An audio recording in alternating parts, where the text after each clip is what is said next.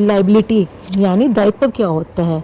इसका मतलब होता है कि वो पैसा जो फर्म ने दूसरों से उधार ले रखा है, इसमें वो पैसा हम इंक्लूड नहीं करते जो फर्म ने ओनर से लिया हुआ है। ओनर्स को हम प्रोप्राइटर्स भी बोलते हैं। फॉर एग्जाम्पल, मान लीजिए फर्म ने मिस्टर ए एक पर्सन है, उससे कोई गुड्स उधार में खरीदे है, तो एक और फर्म को क्या है, पैसा फ्यूचर में इसको पे करना होगा, तो वो फर्म के लिए क्या है कि लाइबिलिटी।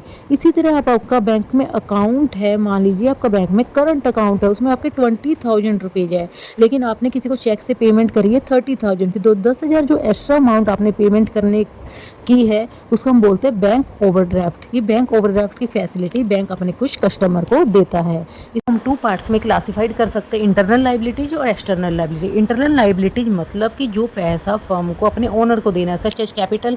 मैंने बताया ना, बिजनेस अलग है, ओनर अलग है, तो ओनर ने जो पैसा लगाया उस पर कैपिटल और उस पर जो प्रॉफिट होगा वो क्या है, इंटरनल लाइबिलिटी फर्म की।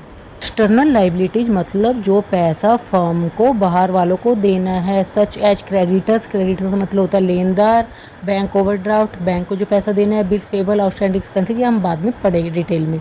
आगे लाइबिलिटीज को हम टू पार्ट्स में और क्लासिफाइड कर सकते हैं। लॉन्ग टर्म, जिसको हम नॉन करंट लाइबिलिटीज भी बोलते हैं, ऐसी लाइबिलिटी जिसकी पेमेंट हमने 1 साल से ज़्यादा ईयर में करनी है। फॉर एग्जाम्पल, मान लीजिए आपने बैंक से लोन लिया 5 सालों के लिए, तो 1 साल से ज़्यादा के लिए अगर हमने पे करना है तो उसे हम बोलते हैं लॉन्ग टर्म लाइबिलिटीज। अगर एक ही साल के अंदर हमें जिस अमाउंट का पे करना है, किसी से उधार लिए, उसको बोलते हैं करंट लाइबिलिटीज। एज मैंने 1 महीने के लिए उधार में सामान खरीदा, वो क्या होगी, करंट लाइबिलिटीज। इनके जो एग्जांपल्स है वो हम डिटेल में पढ़ेंगे नेक्स्ट वीडियोज में।